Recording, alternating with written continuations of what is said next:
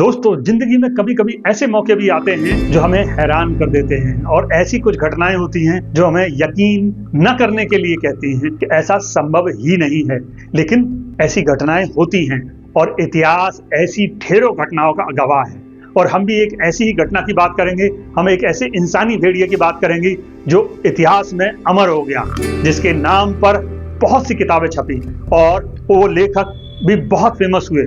ऐसे ही एक हम इंसानी भेड़िया के बारे में चर्चा करेंगे। ये साल था 1867 का। भारत में अंग्रेजी शासन था। बुलंदशहर जिले के घने जंगलों से कुछ लोग निकल रहे थे, तभी उन्हें मानव भेड़िया नजर आया।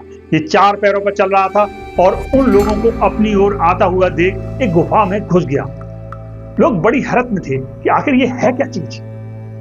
उन्होंने बहुत कोशिश की कि किसी तरह उसे गुफा से बाहर निकाल लें, लेकिन सफल नहीं हो पाए।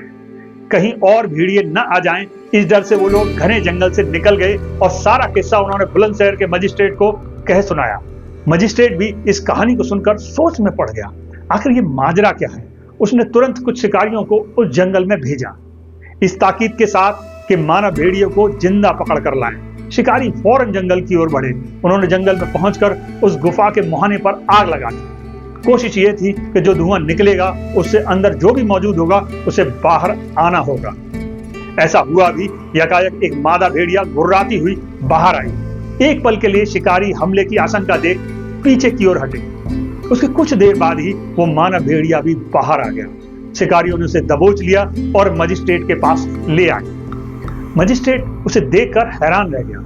वो 6 साल का बच्चा था जो अपने हाथ और पैर दोनों जमीन पर लगाकर भेड़ियों की तरह चलता था और सिर्फ कच्चा मांस खाता। मजिस्ट्रेट को लगा बच्चे में बदलाव संभव नहीं है, तो उसने एक अंग्रेज अफसर हेनरी लुइस को उस बच्चे को आगरा जिले में मौजूद सिकंदरा अनाथालय ले जाने को कहा।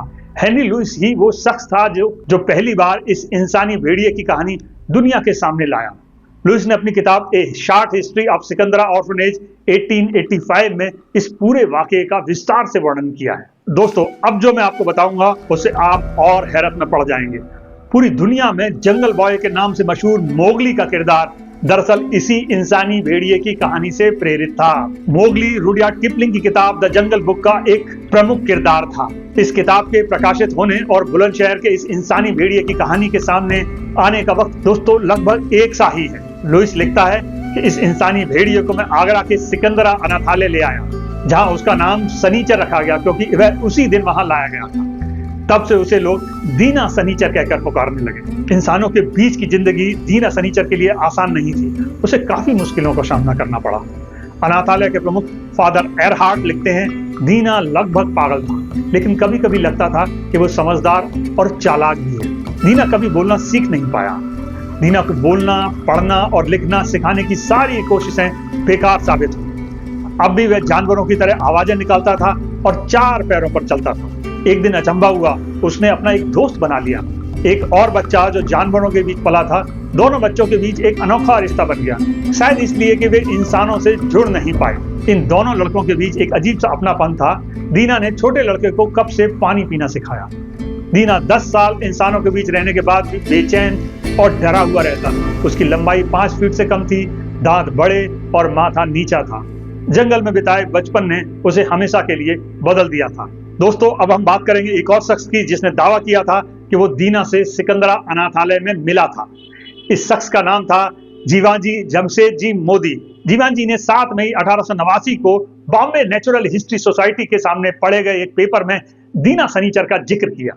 जीवाजी ने बताया कि दीना में कोई खास बदलाव तो नहीं आया, लेकिन उसके व्यवहार में इंसानियत जरूर झलकती थी। कोई उससे अगर प्यार से पेश आए तो वो अपनी चीजें जो लोग उपहार के तौर पर दे जाते थे बांट देता था। जीवाजी ने एक बार उससे इशारों में 4 पैरों पर चलने के लिए कहा तो वो चला। दीना ने जीवाजी से इशारों में ही चिलम पीने के लिए कुछ पैसों की मांग की। लोगों ने बताया कि दीना को चिलम पीना बहुत पसंद था। साथियों, ये भी सच है कि रुडयार्ड किपलिंग ने कभी साफ तौर पर नहीं माना कि मोगली का किरदार दीना सनीचर पर ही आधारित था, लेकिन दोनों कहानियों में काफी समानता है। दीना को समाज में जरूर वापस लाया गया, लेकिन वह कभी बदल नहीं सका। जंगल में बिताए शुरुआती सालों ने उसके मन को इस तरह ढाल दिया था कि अब कभी वह इंसान की तरह जी ही नहीं पाया। एक तरह से दीना मन से हमेशा जंगल का ही हिस्सा बना रहा, वही जंगल वाला मोगली। तो साथियों, दीना सनीचर की कहानी आपको कैसी लगी हमें कमेंट बॉक्स में जरूर बताइएगा, और हाँ, हमारे चैनल को लाइक और सब्सक्राइब करना ना भूलिएगा। रेफरेंस लिंक हमने डिस्क्रिप्शन सेक्शन में शेयर कर दिए हैं। आप दीना के बारे में और जानकारी हासिल करना चाहते हैं तो उन्हें देख सकते हैं। नमस्कार, मैं अफसर अहमद।